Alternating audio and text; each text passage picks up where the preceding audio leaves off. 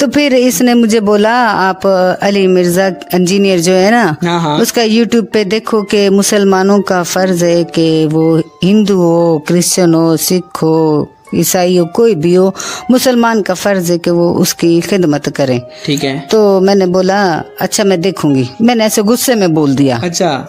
तो पता नहीं क्या हुआ है, शाम को मेरा दिल किया कि पता नहीं क्या सही बोलता है कि झूठ बोलता है, मेरे को क्या पता। तो मैंने वो निकाला तो देखा, तो मुझे एक दिन मैंने देखा, मुझे अच्छा लगा, फिर मैंने कहा आज भी देखती हूँ। ऐसे मैंने 4-5 उसकी वीडियो देखी तो मेरा दिल थोड़ा ना मोम होना शुरू हो गया। फिर इंजीनियर मोहम्मद अली मिर्जा जो यूट्यूबर भी हैं और इस्लाम की तालीम भी दे रहे, तो उनकी वीडियो देख के आपको इंस्पिरेशन आई? हाँ, फिर मैंने उसकी देखी, फिर मेरा दिल थोड़ा मोम हुआ, तो मैंने उसको, फिर ये आया 5 दिन बाद, बोलता है आपने देखी? तो मैंने ना थोड़ा नरम दिल से बोला, मैंने कहा मैंने देखी। अच्छा, तो आप इनको क्यों इंजीनियर साहब की वीडियो दिखाते थे? मोहम्मद अली मिर्ज़ा साहब वो बहुत बड़े आलम है हमारे, तो वो जो भी लोग उनको सुनता है तो वो इस्लाम यानी कि कबूल मुतासिर हो जाता है। हाँ। तो काफ़ी सारे लोगों ने यानी कि मुतासिर हुए हैं हमारे इस्लाम। तो आपने कहा कि ये देख के भी क्या पता मुतासिर हो जाएं, और वो आपकी जो है तीर सही निशाने पे लगा। बेशक ऐसे ही है। क्या बात है, क्या बात है। अच्छा मुझे ये बताएं, तो फिर आपने उनकी वीडियोस देखी तो आपको क्या लगा कि इस्लाम कैसा मजहब है, या फिर कैसा लगा आपको इस्लाम के बारे में? हाँ जी, फिर मैं उनकी इंजीनियर साहब की वीडियो देखने लग गई, रोज देखती। फिर मैंने इतनी देखी कि फिर मुझे पता चला कि उसमें मुसलमान क्या होता है, अल्लाह क्या है, रसूल सल्लल्लाहु अलैहि वसल्लम क्या है, और कैसे मतलब ये सब कुछ होता है। क्योंकि हम तो हिंदू थे, हमें तो पता नहीं था, पहले तो हम तो बुतों की पूजा करते थे। फिर मुझे एहसास हुआ कि नहीं, जो कुछ भी है अल्लाह ही है और उसके प्यारे नबी हजरत मोहम्मद सल्लल्लाहु अलैहि वसल्लम हैं। और फिर मेरा दिल मोम होता गया। फिर मेरा इतना दिल ठंडा पड़े कि मेरा दिल करे बस मैं इनकी बातें सुनूं, अल्लाह की रसूल की इबादतें करूं। मेरा भी दिल करे कि मैं नमाज पढ़ूं, मैं भी ये सब कुछ करूं। मैंने उसको बताया मेरा अब्बा दुनिया से चला गया, मैं अकेली, और मेरा दुनिया में कोई नहीं था मेरे अब्बा के अलावा। फिर इसने मुझे बोला कि तू मेरे साथ शादी करेगी? तो मैंने कहा मैं एक हिंदू, तू एक मुसलमान, तो कैसे होगा ये सब कुछ? तो इसने मुझे बोला चल तू आ मेरे साथ, मैं तुझे कलमा पढ़ाता हूँ, तुझे मुसलमान करता हूँ। फिर इसने मुझे कलमा पढ़ाया। जब मैंने कलमा पढ़ा मैं तेको क्या बताऊं, मेरा दिल ऐसे सुकून में आया, मुझे ऐसे लगा कि मैं अभी पैदा हुई हूँ, अभी दुनिया में आई हूँ, मुझे अभी दुनिया नजर आई है। पहले तो मुझे कुछ पता ही नहीं था कि इस कलमे में इतनी बरकत है मुसलमान होने में। फिर मैंने कलमा पढ़ा, मुसलमान हुई, फिर मैंने शादी की, फिर इसने मुझे नमाज सिखाई, फिर मुझे कुरान पढ़ाया। अभी मैं कुरान पढ़ती हूँ, नमाज पढ़ती हूँ, दिल को सुकून मिलता है और खुदा का शुक्र अदा करती हूँ कि या अल्लाह तेरा शुक्र है कि तूने मुझे मुसलमान बना दिया है। मैं मुसलमान हुई, मैं तेरी इबादत करती हूँ, तेरा जिक्र करती हूँ, अभी तो मैं रोजे भी रखती हूँ। तो अब आपको लगता है कि आप हक की जिंदगी गुजार रही हैं, जो जिंदगी वाकई अल्लाह ने जो जिंदगी दी है वही जिंदगी गुजार रही है, इसमें सुकून। अब आपका दिल खाली तो नहीं, पहले खाली होता होगा? अभी तो मुझे लगता है कि दुनिया तो यही है जहाँ पे अल्लाह का नाम है, जहाँ उसके रसूल का नाम है, वो दुनिया ये है। बाकी तो हमें तो कुछ पता, पहले तो बताना भाई हमें कुछ पता ही नहीं था, कोई बताए कोई सुने, हम किसी की बातें किसी के पास बैठे तो इल्म हो। 2 बंदे थे हम घर में, एक बाप एक मैं, माँ बचपन में मर गई तो पता ही नहीं था। अब दिल हल्का है, अब खुशी है, सुकून है, अल्लाह का शुक्र अदा करती हूँ कि अल्लाह तेरा शुक्र है, अभी मैं बहुत खुश हूँ। माशाल्लाह माशाल्लाह। नाज़रीन आपने देखा कि कैसे गुलाम मुस्तफ़ा साहब ने एक हिंदू लड़की को मुसलमान किया। अच्छा गुलाम मुस्तफ़ा भाई, मेरी नज़र में आपने एक बहुत बड़ा काम किया है, एक जन्नत को पा लेने वाला काम किया आपने, और कैसा महसूस होता है? मुझे बहुत अच्छा महसूस होता है क्योंकि मैंने एक हिंदू मज़हब की औरत को मैंने सिराते मुस्तकीम के रास्ते पे लगाया है, तो मुझे बहुत अच्छा फील होता है, ऐसे लगता है मैंने जन्नत पा ली है। क्या बात है, क्या बात है। तो इसमें आप क्रेडिट उनको भी देंगे जो इंजीनियर मोहम्मद अली मिर्ज़ा, जिनकी वीडियोस देख के इतनी बड़ी जो है चेंजिंग आ गई? जी, उनकी वजह से ये सब कुछ हुआ है। उनको मैं ना सुनता, ना उनका दर्स हासिल लेता तो मुझे क्या पता चलना था। क्या बात है, क्या बात है। अच्छा मुझे बताएं, बाकी मज़ाहिब को क्या पैगाम देती हैं आप? एक मतलब आप हिंदू हो कि आप मुसलमान बनी हैं, क्या पैगाम देती हैं लोगों को? मैं तो सबको यही कहूंगी कि आप एक दफा इस मजहब को पढ़ें, सुने लोगों के मुंह से, जैसे इंजीनियर साहब बोलते हैं, आप सुने तो सही क्या कहते हैं। आपका दिल ईमान खुद ब खुद ही इसी मजहब की तरफ भागा चला आएगा, आपको पता भी नहीं चलेगा कि आप कब मुसलमान हुए और कब आप पहले क्या थे, आप सब भूल जाएंगे। ये मजहब इतना प्यारा है, इतना मीठा है, इतना सुकून वाला है, दिल की तसल्ली वाला है। मैं सबको कहूंगी कि भाई आप सब पढ़ो बाबा, सब पढ़ो। बिल्कुल, आप सब इस मज़हब को पढ़ो तो सही, इस मज़हब को समझो तो सही। जब आप समझोगे, इवन आप इंजीनियर साहब को अगर प्रॉपर सुन लो ना, तो आपको इस मज़हब की समझ आ जाएगी कि मज़हब है क्या। हक की ज़िंदगी आप गुजारना चाहते हैं तो एक बार इस्लाम की तरफ आएँ तो सही। कितना अच्छा पैगाम इन्होंने दिया है, कितना अच्छा मैसेज है।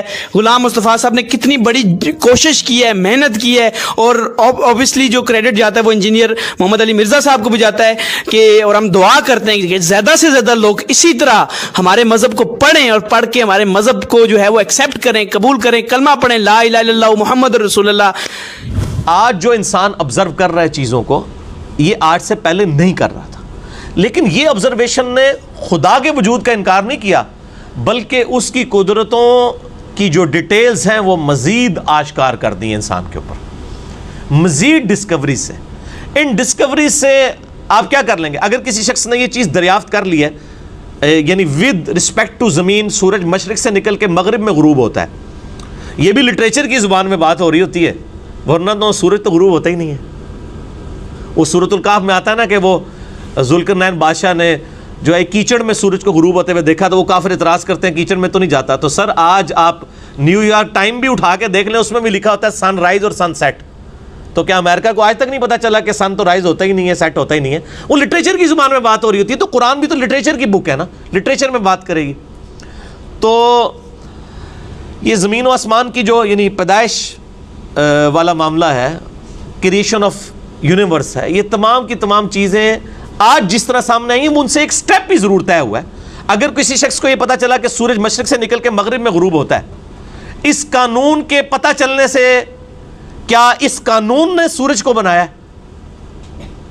ये कानून जो है ये यानी क्रिएटर ऑफ सन तो नहीं है ना, इससे आपको सिर्फ उसके बारे में हैत का पता चल गया। अगर हमारे पुरखों को नहीं पता था कि अंडा कैसे मुर्गी के पेट में बनता है, और आज हमने दरियाफ्त कर लिया कि किस किस तरीके से बन के वो कैसे बाहर निकलता है, तो इस प्रोसीजर के पता चलने से क्या हम ये कहेंगे कि इस प्रोसीजर ने अंडे को बनाया? नहीं, ये तो ये एक्सप्लेनेशन है उसके बनने के तरीके की। इसको बना रहा कौन है, वो तमाम रास्तों से गुजारता कौन है, कौन डिसाइड करता है कि अंडा ही बन के निकलेगा? ये तो कोई और चीज़ है। उसके ऊपर साइंस फिर कहते थे it is physical phenomena of nature. Science ने अपनी आर्जी तस्लीम कर ली है, वो मैं इंशाल्लाह आखिरी पॉइंट में बताऊंगा।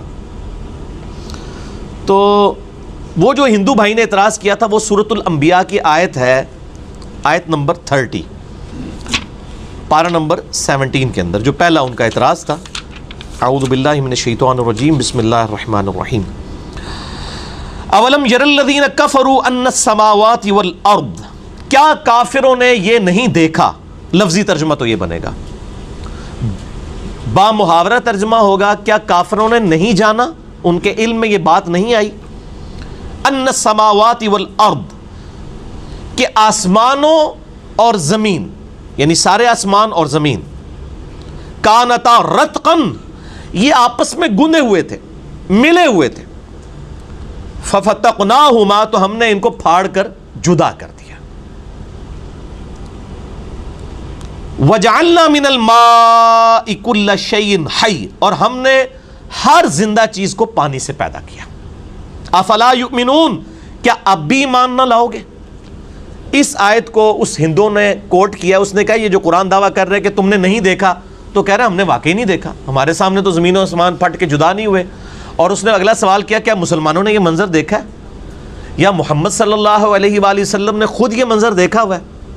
तो मेरे भाई, कहाँ मुसलमानों का दावा है कि हमने ये मंजर देखा है? ये लिटरेचर की ज़ुबान में बात हो रही है कि तुम्हारे इल्म में ये ज़मीन और आसमान की क्रिएशन जो नज़र आ रही है, ये क्या इस चीज़ का सबूत नहीं है कि इसको किसी ने बनाया है? इससे मुराद ये नहीं कि वो जो फिजिकल वाक़या परफॉर्म हुआ था वो किसी ने देखा था। क्यों? क्योंकि कुरान हकीम खुद ही इस चीज़ को एड्रेस करता है। सूरह हामीम सजदा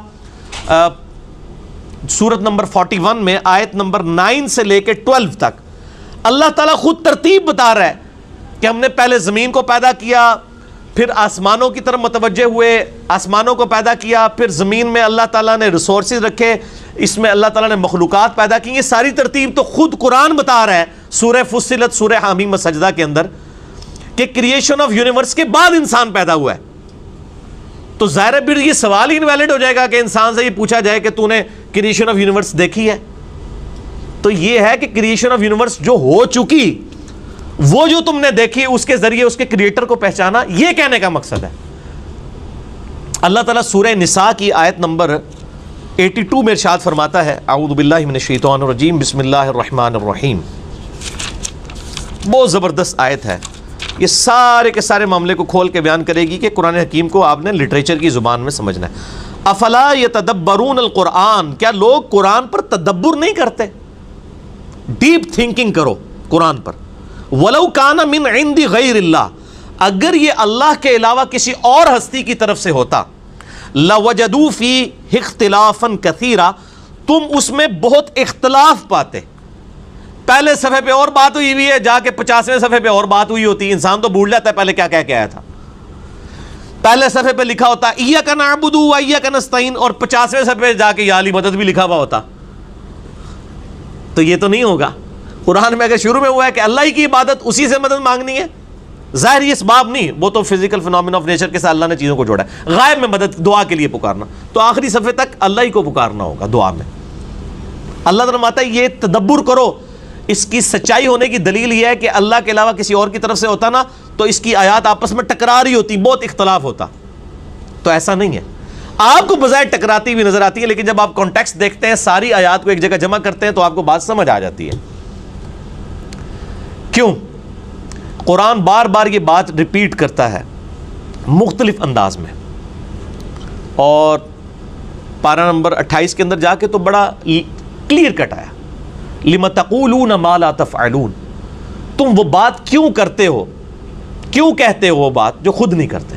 یعنی قول اور فعل میں تضاد نہیں ہونا چاہیے. تو جب اللہ ہمیں یہ کہہ رہا ہے تو اللہ کے قول و فعل میں بھی تضاد نہیں ہوگا. قرآن اللہ کا قول ہے اور یہ پوری یونیورس اللہ کا فعل ہے. قول اور فعل میں تضاد نہیں ہو سکتا. ہاں یہ ہو سکتا ہے کہ سائنس ابھی اس لیول تک نہ پہنچی، اس کو بظاہر تضاد نظر آ رہا ہو. اس لیے ہم کہتے ہیں قرآن حکیم کی کوئی ایک آیت بھی اسٹیبلش سائنس کے خلاف نہیں ہوگی. ہائپوتھیسس کے خلاف ہو سکتی ہے، کیونکہ سائنس نے کئی دفعہ یو ٹرن بھی لیا.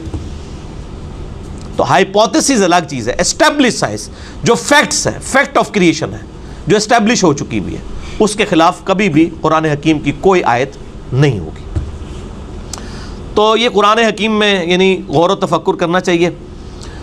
اگر یہ اللہ کے علاوہ کسی اور کی طرف سے ہوتا پھر یہ اختلافات ہوتے. اب دنیاوی طور پہ میں آپ کو ایک مثال دیتا ہوں. اگر میں یہ اناؤنسمنٹ دوں کہ ڈاک خانے میں، پوسٹ آفس میں روزانہ صبح 9 سے 5 بجے تک بل جمع ہوتے ہیں، بجلی کے، گیس کے، ٹیلی فون کے.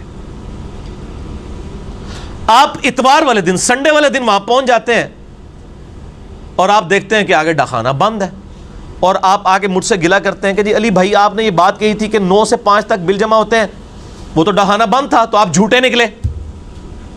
کیا میری یہ سٹیٹمنٹ بظاہر رانگ ہونے کے اوپر مجھے جھوٹا ڈکلیئر کیا جا سکتا ہے؟ میں کہوں گا کہ میرے بھائی یہ تو اسٹیبلش فیکٹ تھا کہ اتوار والے دن چھٹی ہوتی ہے. تو جب میں یہ بات کر رہا تھا کہ 9 سے 5، تو اس کا مطلب امپلائڈ تھا اس کے اندر کہ ادر دین سنڈے، کیونکہ سنڈے والا فیکٹ تو اسٹیبلش ہے. قرآن جگہ جگہ اب یہ فیکٹ اسٹیبلش کر رہا ہے کہ کریشن آف یونیورس انسان کی کریشن سے پہلے ہوئی ہے. تو اب جب قرآن ہی یہ بات کرے گا، کیا کافروں نے نہیں دیکھا کہ زمین و اسمان ملے ہوئے تھے، ہم نے ان کو پھاڑ کر جدا کیا؟ تو یہ نہیں کہنا چاہ رہا ہوگا کہ فزیکل یہ منظر دیکھا، وہ کہنا چاہ رہا ہوگا کہ یہ ہماری قدرت ہے کہ الٹیمیٹلی جو کائنات تمہیں سامنے نظر آ رہی ہے یہ ہماری قدرت کا منظر ہے، اسے دیکھو اور خدا تک پہنچو. ٹھیک ہو گیا جی؟ تو یہ لٹریچر کی زبان میں بات ہو رہی ہے. اسی طریقے سے کافر اکثر کوٹ کر دیتے ہیں سورہ التوبہ کی آیت کہ جہاں پہ بھی کافر نظر آئے اسے قتل کر دو. حالانکہ پورا کانٹیکسٹ بیان ہو رہا ہے. ایک پیس ٹریٹی ہوا تھا کفار مکہ اور نبی صلی اللہ علیہ وآلہ وسلم کے درمیان، امن کا معاہدہ ہوا تھا، اور اس میں یہ چیز طے پائی تھی کہ جو یہ معاہدہ توڑے گا پھر دوسرے فریق کو حق حاصل ہوگا کہ وہ اس کے ساتھ جنگ کر سکتا ہے. وہ کافروں نے معاہدہ توڑ دیا، تو قرآن پاک میں آیا کہ اب انہوں نے صلح حدیبیہ کا معاہدہ توڑا ہے، لہٰذا جو یہ عہد شکنی کرنے والے لوگ ہیں ان کو قتل کیا جائے. تو وہ صرف ایک جملہ اٹھا لیتے ہیں کہ جو جہاں پہ بھی کافر نظر آئے اس کو قتل کر دو، نعوذ باللہ۔ قرآن یعنی اسلام تو نام ہی پیس کا ہے، اسلام کا مطلب کیا ہے؟ پیس، امن، ٹھیک ہے، to acquire peace by submitting your will to اللہ، اپنی رضا اپنے رب کے حوالے کرنا، سر تسلیم خام کرنا، اس کو بھی اسلام کہتے ہیں، اور امن کا حصول اسے بھی اسلام کہتے ہیں۔ تو آؤٹ آف کانٹیکسٹ چیزیں نہیں ہونی چاہیے، پورا مقدمہ دیکھنا چاہیے۔ لہٰذا سورۃ الانبیاء کی آیت نمبر 30 پہ جو اس ہندو بھائی کا اعتراض تھا، میں نے وہ پورا کھول کے بیان کر دیا کہ وہ ان کے سمجھنے میں فرق لگا ہے، اور اگر وہ مودودی صاحب کا ترجمہ پڑھ لیتے تو انہوں نے تو ترجمہ کیا کیا کافروں نے نہیں جانا کہ زمین و آسمان ملے ہوئے تھے، یرو کا ترجمہ انہوں نے با محاورہ کر دیا، تو ان کو یہ پرابلم کلیئر ہو جاتی۔ اور اس سورۃ الانبیاء کی آیت نمبر 30 پہ تو میں نے پہلے گھنٹوں بول کے لیکچرز ریکارڈ کروائے ہیں کہ یہ وہ فیکٹس ہیں دو سائنٹیفک جو 20ویں اور 21ویں صدی میں آ کے اسٹیبلش ہوئے ہیں، جو اس آیت کے اندر بیان ہوئے ہیں۔ نمبر 1، کریشن آف یونیورس ایک بگ بینگ کے ذریعے ہوئی ہے، اور نمبر 2، تمام لیونگ تھنگس پانی سے بنائی گئی ہیں۔ یہ الگ سے بھی میرا اس کے اوپر لیکچر موجود ہے، آج میں اس ڈیٹیل میں نہیں جاؤں گا۔ علمی پوائنٹ نمبر 4 وہ ہے میرے بھائیوں، چونکہ یہ 100 سالوں میں سائنس نے ترقی کی ہے، لہٰذا قرآن حکیم نے آلریڈی اس چیز کو بھی کاؤنٹر کیا ہوا ہے۔ اس کے اندر ہزاروں لاکھوں سال کی انسانی تاریخ میں تو قرآن حکیم کے وہ فیکٹس کافی ہیں جو بیان کیے ہیں، وہ آج کے لوگوں کے لیے بھی کافی ہیں، لیکن آج سائنس نے مزید اس کو اسٹیبلش کیا ہے۔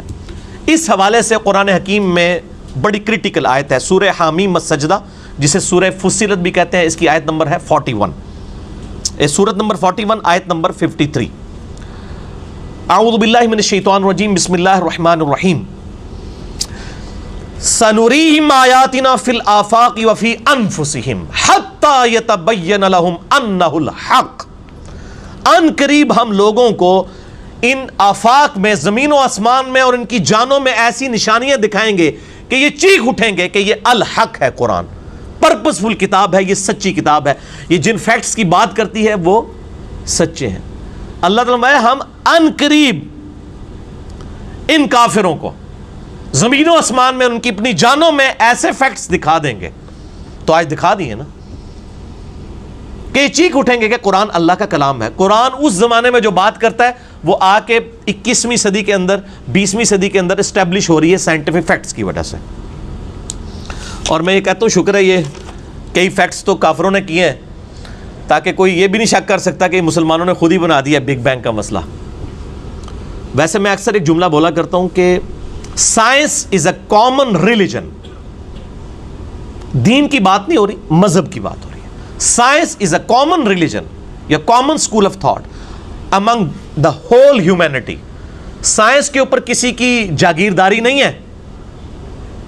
سائنس میں یونان کے لوگوں نے بھی بہت کام کیا، جو دیوتاؤں کے ماننے والے تھے، بتوں کے آگے جھکنے والے۔ سائنس کے اوپر مسلمانوں نے تو بہت بڑی کنٹریبیوشن کی، اس کو ایپیکس تک پہنچایا، میتھمیٹکس کی فیلڈ ہو، بیالوجی کی فیلڈ ہو، کیمسٹری کی فیلڈ ہو۔ سائنس کے اوپر کرسچنس کی بہت بڑی کنٹریبیوشن ہے، آئنسٹائن کرسچن تھا، جو نیوٹن۔ اسی طریقے سے ایتھیسٹ جو لوگ ہیں ان کی بھی کنٹریبیوشن ہے۔ یہ کسی کی یعنی میراث نہیں ہے کسی ایک مذہب کی۔ سائنس کامن ریلیجن ہے، کامن مذہب ہے، کامن اسکول آف تھاٹ ہے، لہٰذا کوئی اس کو کیش کروانے کی کوشش نہ کرے۔ اور ہم یہ دعویٰ کرتے ہیں بار بار کہ قرآن حکیم کی ایک آیت بھی ایسی نہیں ہوگی جو اسٹیبلش سائنس کے خلاف ہو۔ کیوں؟ قرآن اللہ کا کلام ہے اور یہ کائنات اللہ کا فعل ہے، تو اللہ کے قول اور فعل کے اندر تضاد ہو ہی نہیں سکتا۔ الحمدللہ۔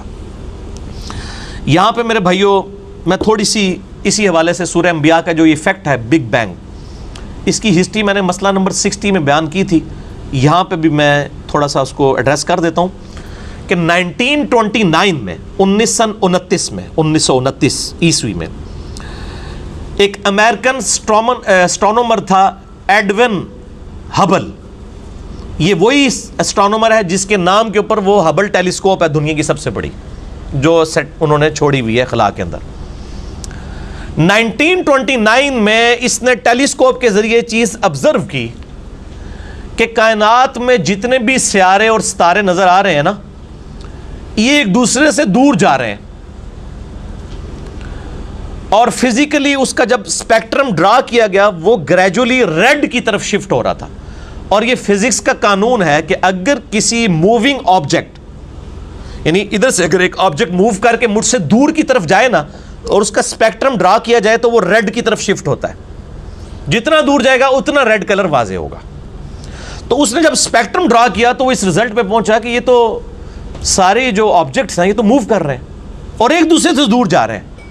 تو اس نے کہا کہ اگر یہ ایک دوسرے سے دور جا رہے ہیں تو یقیناً کوئی ایک وقت ایسا ہوگا کہ یہ سارے آبجیکٹس ایک ہی جگہ پر جمع ہوں گے. جیسے میں اپنے ہاتھ میں اگر 50-60 بنٹے پکڑ لوں شیشے کے بالز ایک جگہ پہ اور میں ان کو یوں بکھیروں، ایک دوسرے سے دور جائیں گے نا، وہ ایک کامن پوائنٹ سے سٹارٹ ہو گئے. اسی طریقے سے یہ جو اربوں ستارے ہیں یہ اگر ایک دوسرے سے دور جا رہے ہیں تو یقیناً ایک ایسا بھی لمحہ ہوگا کہ یہ ان کو ٹائم کو اگر ریورس کر دیا جائے تو ایک سنگل پوائنٹ سے وہ سٹارٹ ہوں گے. اور اس نے کہا وہ سنگل پوائنٹ ایسا ہے کہ جس کی ڈینسٹی تو انفینٹ تھی اور والیوم 0 تھا. اور سائنس میں کوئی ایسی چیز نہیں ہوتی کہ جس کی ڈینسٹی انفینٹ ہو، نہ ختم ہونے والی، اور اس کا والیوم، اس کا حجم 0 ہو. اس کا مطلب کیا ہے کہ عدم محض سے وجود بخشا گیا چیزوں کو. چیزیں موجود نہیں تھی، اچانک پیدا ہو گئی. کریشن ایکس نہیلو، کائنات کسی ول آف گاڈ کی وجہ سے پروڈیوس ہوئی ہے، عدم محض سے وجود بخشا گیا. اور اس بڑے دھماکے کو انہوں نے کہا کہ یہ بگ بینگ ہے. اب بگ بینگ پہ میں نے مسئلہ نمبر 60 میں ڈیٹیل سے گفتگو کی، میں آج اس ڈیٹیل میں نہیں جاؤں گا ورنہ میری یہ گفتگو لمیٹڈ ٹائم میں کور نہیں ہوگی. اچھا، جب اس نے یہ بات کی تو پھر یہ عوام کے سامنے آیا. پھر آئنسٹائن نے تو آلریڈی میتھمیٹیکلی یہ چیز پروف کر دی تھی، ایکسپینڈنگ یونیورس، کہ کائنات پھیل رہی ہے. جب یہ دو حقائق سامنے آئے، فزیکلی آبزرویشن بھی اور میتھمیٹیکل بھی، تو پھر لوگ اس تلاش میں شروع ہو گئے اگلے سٹیپ کے لیے کہ اگر وہ بگ بینگ ہوا تھا تو اس دھماکے کی باریک سی نوائز اور ریڈیشنز آج بھی موجود ہونی چاہیے. جیسے کہیں پہ بم پھٹے تو وہاں پہ دھواں اٹھتا ہے اور ریڈیشنز اور شاک ویوز پروڈیوس ہوتی ہیں، اور کائنات کا اتنا بڑا دھماکہ ہے تو چاہے وہ اربوں سال پہلے ہوئے، آج تک شاک ویوز کوئی لمیٹڈ فارم میں تو موجود ہوں گی. تو یہ دو سائنٹسٹ تھے، ان کا نام تھا، ایک کا نام تھا اے پینزیاز اور دوسرا تھا ڈبلیو ولسن. انہوں نے 1965 میں وہ cosmic microwave background radiations دریافت کر لیں. ان کو کہتے ہیں CMBR، cosmic microwave background radiation, جو بگ بینگ کی وجہ سے پروڈیوس ہوئی تھی. 1978 میں ان دونوں کو نوبیل پرائز دیا گیا اس کے اوپر کہ اب فزیکلی آپ نے پروف کر دی یہ چیز. وہ آج تک اس دھماکے کے اثرات موجود ہیں کائنات کے اندر. پھر 1989 سے لے کر 1993 تک 4 سالوں کے لیے امریکہ نے ایک اسپیس شٹل ڈسکوری لانچ کی تاکہ فزیکلی خلا کے اندر ان چیزوں کو آبزرو کیا جائے، اور اس کے اوپر $160 ملین لگے. آپ جا کے ذرا گوگل پہ لکھیں CMBR، cosmic microwave background radiation, پوری آپ کو ویکیپیڈیا بتا دے گا کہ یہ کیسے کیسے پہلے ہبل نے دیکھا، اس کے بعد یہ ڈیٹیلز آئیں، اور پھر 1989 میں اسپیس شٹل لانچ کی گئی. $160 ملین لگا کے امریکہ نے، اور اس چیز کو اسٹیبلش کیا گیا کہ بگ بینگ جو ہے وہ ہوئی تھی. اور میں اکثر بولتا ہوں کہ ہر شے میں انسان کو خدا نظر آتا ہے. یہ بھی لٹریچر کا جملہ ہے، یہ نہ کوئی پکڑ لے کے جی خدا تو ہمیں نظر نہیں آ رہا. یہ لٹریچر کا جملہ ہے، یعنی کریٹر اپنی کریشن کی خوبصورتی سے پہچانا جاتا ہے. تو سائنٹسٹ نے انسانی تاریخ کی سب سے بڑی دریافت، ڈسکوری قرار دیا تھا بگ بینگ تھیوری کے اسٹیبلش ہونے کو. بگ بینگ آج کی ڈیٹ میں تھیوری نہیں ہے، یہ ایک سائنٹیفک فیکٹ ہے. اور ان کا ہم نے ہینڈ رائٹنگ آف گاڈ دیکھ لی ہے اس کی وجہ سے. میتھمیٹکس کو کہا جاتا ہے نا کہ ہینڈ رائٹنگ آف گاڈ کسی نے دیکھنی ہے نا، خدا کی ہینڈ رائٹنگ، تو وہ سائنٹسٹ کہتے ہیں وہ میتھمیٹکس ہے. ہر فزیکل فنومینا کے لیے آپ ایکویشن بنا سکتے ہیں. اب چونکہ میں میکینیکل انجینئر ہوں اور آپ کو پتا ہے انجینئرنگ جو ہے وہ تو اپلائیڈ سائنسز ہے، تو ہم لوگ ہر چیز کا میتھمیٹیکل ماڈل بناتے تھے اور اس سے وہ چیزیں اسٹیبلش ہو جاتی تھی. تو میتھمیٹیکل ماڈل جو ہے یہ خدا کی ہینڈ رائٹنگ ہے. اب یہ نہیں کہ آپ کو کہ فزیکل ہینڈ رائٹنگ، یہ بھی لٹریچر کی زبان میں بات ہو رہی ہے.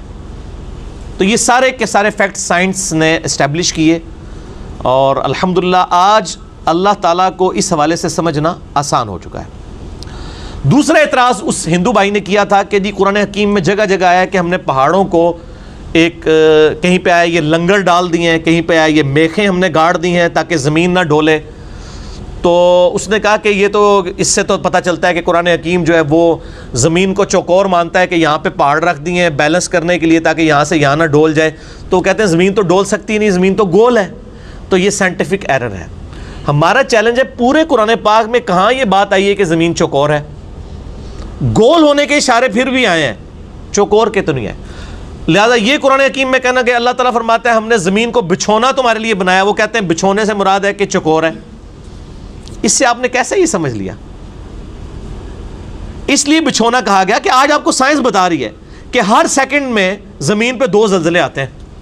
ہر سیکنڈ میں اگر ان کا ایمپلیٹیوڈ بڑھ جائے نا تو زمین تباہ و برباد ہو جائے, ان کا ایمپلیٹیوڈ کم ہوتا ہے. ایسی زمین جہاں ہر سیکنڈ میں 2 زلزلے آ رہے ہوں اس کو رہنے کے قابل بنا دینا, پھر اس کی 4 موشنز ہونا, سورج کے گرد الگ سے, اپنے محور کے گرد الگ سے, وہ 23.5 ڈگری کا اینگل جو ہے اس کے گرد سائنوسائیڈل اس کی جو موومنٹ ہے وہ الگ سے, جس کی وجہ سے موسم بدلتے ہیں. یہ میں نے مسئلہ نمبر 60 میں ساری ڈیٹیلز بتائی ہیں کس کس سپیڈ سے یہ موومنٹ ہو رہی ہیں. اس کو رہنے کے قابل بنا دینا تو بچھونا ہی ہے نا. پھر ایک بہت بڑی کرویچر ہے, جیسے یعنی زمین کا سرکمفرنس ہے 40,000 کلومیٹر, یعنی ایک چکر کاٹے نا آپ تو 40,000 کلومیٹر آپ طے کریں گے. 40,000 کلومیٹر میں 100 کلومیٹر بھی ایک سٹریٹ لائن ہی ہوتی ہے. بہت بڑے سرکل کے اندر اگر آپ چھوٹا سا ٹکڑا کنسیڈر کریں گے وہ سٹریٹ لائن ہی ہے. یہاں پہ بھی آپ دیکھ رہے ہیں ہماری اکیڈمی سیدھی ہے نا, قرآن کو تو چھوڑ دیں, اگر ہم آپ سے کہیں سیدھی, آپ کہیں یہ گول ہے تو گول تو نہیں نظر آ رہی. اتنے بڑے گول بال کے اوپر سینکڑوں کلومیٹر بھی ایک سٹریٹ لائن ہی نظر آ رہے ہوتے ہیں. ہماری فزیکل آبزرویشن میں تو یہی ہے. اگر قرآن حکیم ڈائریکٹ کہہ دیتا کہ زمین گول بنائی تو پھر پچھلے 1300 سال کے لوگوں نے کہنا تھا جی گول تو نظر ہی نہیں آ رہی, آٹا گوندے ہلتی کیوں ہے, آٹا گوندتے ہوئے ہلتی کیوں ہے. تو وہ آپ ایک ایشو کو ایڈریس کریں گے تو دوسرا ایشو کا. تو وہ ان لوگوں کو جن کو سائنس نے ترقی نہیں کروائی ہوئی تھی نا, ان کے لیے وہ چیزیں اسٹیبلش ہوگی کہ ان کو بچھونا ہی نظر آتا تھا. آج سائنس نے اگر گول دریافت کیا تو ساتھ یہ بھی دریافت کر لیا ہے کہ گول چیز پہ جو بہت بڑے سرکمفرنس کی ہو اس پہ کچھ کلومیٹر بھی ایک سٹریٹ لائن ہی ہوتے ہیں, وہ بچھونا ہی نظر آتا ہے. تو دونوں چیزیں سمجھ آ گئی. سنریہم آیاتنا فی الآفاق وفی انفسہم حتی یتبین لہم انہ الحق. زمین و آسمان میں ان قریب ہم ان کو نشانیاں دکھائیں گے ان کی اپنی جانوں میں. Structure of genes, D N A, اس پہ میں مسئلہ نمبر 60 میں بول چکا ہوں. اس نے آج انسان کو ماننے پہ مجبور کر دیا ہے. یہ کسی مائنڈ کی کریشن ہے, یہ ساری کی ساری الل ٹپ نہیں ہے. یہ ٹائنیز ڈیٹیل تک چیزیں اتنی کنٹرولڈ ہیں. یہ کسی حکیم کی بنائی ہوئی کائنات ہے. ہر چیز کے پیچھے حکمت ہے, ہر چیز کا ایک میتھمیٹیکل ماڈل ہے, اور وہ ساری کی ساری چیزیں ایک ہی طرف لے کے جاتی ہیں کہ کریٹر ہے بھی ایک. اس پہ بھی میرا لیکچر ہے, مسئلہ number 128. God is the only and alone creator of this universe. خدا ہی اکیلا اور یکتا کریٹر ہے, ایک سے زیادہ نہیں ہے وہ, کیونکہ مائنڈ پیچھے ایک نظر آتا ہے. نیوکلیس میں الیکٹران اگر اس کے نیوکلیس کے گرد یعنی چکر کاٹ رہے ہیں نا ایک ایٹم کے ایلپٹیکل آربٹس میں, یہی ایلپٹیکل آربٹس آپ کو پھر کائنات میں بھی نظر آتے ہیں. زمین بھی ایلپٹیکل آربٹ میں ہی سورج کے گرد چکر کاٹ رہی ہے. کتنی ریزیمبلنس ہے. مائنڈ ایک نظر آتا ہے. ہر چیز جوڑوں کی شکل میں پیدا کی گئی ہے, میل اور فیمیل, حتیٰ کہ آپ کو پودوں میں بھی جوڑے نظر آئیں گے. اور جان بوجھ کے اللہ نے کیا تاکہ اللہ تعالیٰ انسان کو یہ بتائے وہ خدا ہی ہے جو میل اور فیمیل سے آزاد ہے. لم یلد ولم یولد. تو یعنی ایک الگ سے ٹاپک ہے, میں اب اس طرف چل پڑوں گا. لہٰذا پہاڑوں کو جو اسٹیبلائزر کہا گیا ہے اس حوالے سے نہیں کہا گیا کہ وہ زمین چکور ہے, یہ ڈائنامک بیلنسنگ ہے. آج آپ جیولوجسٹ سے پوچھیں نا, یہ جو پہاڑ کاٹ کاٹ کے تو یہ ہاؤسنگ سکیمز بنائی جا رہی ہیں, اس کی وجہ سے دنیا کے موسم کیوں بدل رہے ہیں, زمین کی اورینٹیشن بدل رہی ہے. ایون ایک اٹامک بلاسٹ ہونے کی وجہ سے زمین کے اوپر کیا افیکٹ ہو جاتا ہے. کئی دفعہ زلزلہ ایسا آتا ہے کہ وہ اس کی ڈگری کو ایسا ڈسٹرب کرتا ہے کہ آئندہ کئی سالوں کے لیے موسم ڈسٹرب ہو جاتے ہیں. تو پہاڑوں کے کاٹنے کی وجہ سے زمین کی بیلنسنگ خراب ہو رہی ہے. جیسے آپ ایک ویل جو گھوم رہا ہو اس کے اوپر آپ چھوٹے چھوٹے ویٹس ایڈ کرواتے ہیں نا ویل بیلنسنگ کے لیے, تو یہ ڈائنامک بیلنسنگ کی ہوئی ہے پہاڑوں نے زمین کی. تو اللہ تعالیٰ نے اس حوالے سے انہیں لنگر کہا ہے. یہ وہ والا نہیں جو آپ سمجھنے کی کوشش کر رہے ہیں, نہ زمین پہ یعنی آپ خود سے یعنی ایک خاکہ بنا کے رنگ بھریں گے تو پھر اس کا تو کوئی حال نہیں ہے. اسی طریقے سے اگر آپ سورہ فاطر پڑھیں آیت نمبر 41, اس میں تو یہاں تک آیا ہے کہ اللہ ہی ہے جس نے زمین و آسمان کو تھام رکھا ہے کہ جھول نہ جائے, اور اگر اللہ تعالیٰ ان کو نہ تھامے یہ جھول جائیں تو کوئی ایک بھی ایسا نہیں جو انہیں سنبھال سکے. وہاں تو اللہ تعالیٰ نے پہاڑوں کا بھی ذکر نہیں کیا, اللہ نے کہا کہ میں نے تھاما ہوا ہے, چلیں. اب کیا کریں گے آپ؟ پہاڑ اللہ نے رکھے ہیں لیکن تھاما اللہ نے ہوا ہے. کیسے؟ اپنے فزیکل فینومیناز کے ذریعے, گریویٹیشنل فورس کے ذریعے. آپ اس کو کہتے ہیں نیوٹنز لا آف گریویٹیشن, تو یہ تو آپ پہ کاپی رائٹ کا مقدمہ ہونا چاہیے. آپ نے ڈسکوری کی ہے, یہ خدا کا قانون ہے گریویٹیشن کا, قوت کشش ثقل کا, اس کے ذریعے چیزوں کو بیلنس کیا ہوا ہے. تو اب کوئی وہ آیت بھی تو پڑھے نا کہ اللہ نے تھام رکھا ہے, پہاڑوں کے بغیر بھی اللہ نے تھاما ہوا ہے. تو یہ ساری کی ساری فزیکل چیزیں اللہ تعالیٰ نے اپنے لاز آف نیچر کے ذریعے کنٹرول کی ہیں. آگ جلاتی ہے, پیٹرول آگ کو بھڑکاتا ہے, پانی آگ کو ٹھنڈا کر دیتا ہے. یہ سارے فزیکل فینومینا اگر روزانہ تبدیل ہو رہے ہوتے ہیں نا میرے بھائی, آپ کے لیے مصیبت کھڑی ہو جاتی. رات کو تو آگ جلا رہی ہوتی, صبح نہ جلا رہی ہوتی, تو دنیا کا نظام چل سکتا تھا؟ یہ بڑے محکم قوانین ہیں, لیکن اللہ کے لیے محکم نہیں. اللہ تعالیٰ جب چاہے توڑے گا. ابراہیم علیہ السلام کو بچا لیا ہے, لیکن اگر آپ آج کہیں کہ بسم اللہ پڑھ کے آپ آگ میں کود جائیں تو انشاءاللہ شہید ہو جائیں گے, یا بسم اللہ پڑھ کے ساکٹ میں 2 انگلیاں دے دیں تو انشاءاللہ تعالیٰ شہادت کے درجے پہ ہی فائز ہو جائیں گے. بلکہ شہادت تو نہیں, آرام موت مریں گے, خودکشی کریں گے. قرآن میں کہیں نہیں لکھا ہوا. وہ ایک ہی واقعہ ہوا ہے, بار بار نہیں ہونے. ایک ہی دفعہ سمندر پھٹا ہے حضرت موسیٰ علیہ السلام کے لیے, بار بار نہیں ہوگا. نہ ہم ان چیزوں کی بنیاد کے اوپر خدا کو یا خدا کے پیغمبر کو منوا رہے ہیں. ہمارے نبی علیہ السلام کا تو معجزہ قرآن ہے. ہم نے تو کبھی نبی علیہ السلام کے معجزوں کو دلیل بنائی نہیں کافروں کے لیے, کیونکہ وہ آپ کی زندگی کے کافروں کے لیے معجزات تھے. آپ کی چونکہ نبوت قیامت تک ہے, معجزہ بھی قیامت تک کے لیے. اسی لیے کتاب محفوظ بھی ہے. اگلی کتابیں بھی اللہ محفوظ کر سکتا تھا. وہاں کتابیں ٹیمپر ہوتی تھی, پیغمبر آ جاتا تھا. اب پیغمبر تو آنا کوئی نہیں ہے. ما کان محمد ابا احد من رجالکم ولکن رسول اللہ وخاتم النبیین. اسی لیے پھر کہا گیا انا نحن نزلنا الذکر وانا له لحافظون. بے شک اس الذکر قرآن کو ہم نے نازل کیا, ہم اس کی حفاظت کریں گے, کیونکہ یہ نبی علیہ السلام کا واحد معجزہ ہے جس کی بنیاد پہ دعوی نبوت ہے. معجزات اور بھی ہیں, دعوی نبوت کی بنیاد یہ معجزہ ہے. اس پہ بھی میرا لیکچر ہے, مسئلہ نمبر 85, قرآن اور قتال ہمارے محبوب صلی اللہ علیہ وآلہ وسلم کی 2 خصوصیات. لہذا قرآن حکیم جو ہے یہ لٹریچر کی زبان میں بات کرتا ہے, تو لہذا زمین کو بچھونا کہا جائے تو اب یہ نہیں کہیں گے نہیں بچھونا تو نہیں, یہ تو گھول ہے. یہ نان سینس ہے, پڑھے لکھے بندے کو یہ زیب نہیں دیتا. اور میں امید کرتا ہوں اپنے اس ہندو بھائی سے بھی اور باقی نان مسلم سے بھی کہ وہ یعنی چونکہ لاجکس کے اوپر بات کرتے ہیں تو اس کو لاجیکلی چیز کو سمجھیں گے. تو باقی نہیں ماننا ہوگا تو ہم نے زبردستی منوانا نہیں کسی کو, صرف اپنا مقدمہ اپنے ریلیجن کا آپ کے سامنے رکھنا.